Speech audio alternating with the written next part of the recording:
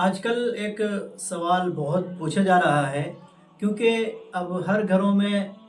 Painting لگا دی جاتی ہے، قرآن کریم کی آیات لکھی ہوئی ہوتی ہے، یاسین کی پینٹنگ لگی ہوئی ہے، یا سورہ مزمل کی پینٹنگ لگی ہوئی ہے،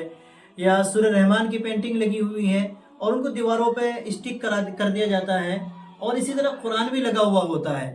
تو بہت سارے لوگوں کے مائنڈ میں ایک دم یہ سوال آتا ہے کہ میں اپنی بیوی سے اب ملنے جا رہا ہوں، ہم بستر کرنے جا رہا ہوں، تو ابھی جو دیواروں پہ جو پینٹنگ لگی ہوئی ہے، ان پینٹنگ کی کہیں بے ادبی تو نہیں ہو رہی ہے؟ کہیں قرآن کریم کی بے ادبی تو نہیں ہو رہی ہے؟ اور ذہن جانا بھی چاہیے، ایک اسلامسٹ جو ایک پرسن ہوتا ہے اس کا ان باتوں کی طرف ذہن بھی جانا چاہیے۔ لیکن کیا اس طرح کی جب پینٹنگ لگی ہوئی ہوتی ہے تو ایسے کمروں میں کیا صحبت کر سکتے ہیں اپنی بیوی کے ساتھ میں؟ جی،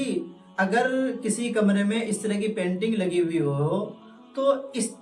اس حالت میں بھی اپنی بیوی کے ساتھ بالکل صحبت کر سکتے ہیں، بالکل صحبت کرنا جائز ہے، اس میں کوئی کراہت نہیں ہے، نہ کوئی گناہ ہے نہ کوئی ناجائز ہے،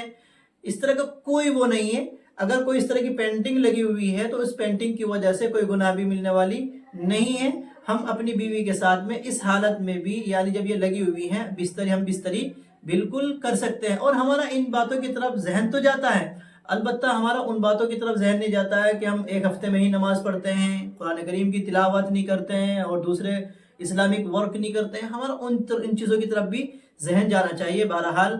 اگر پینٹنگ لگی ہوئی ہے یا قرآن کریم رکھا ہوا ہے تو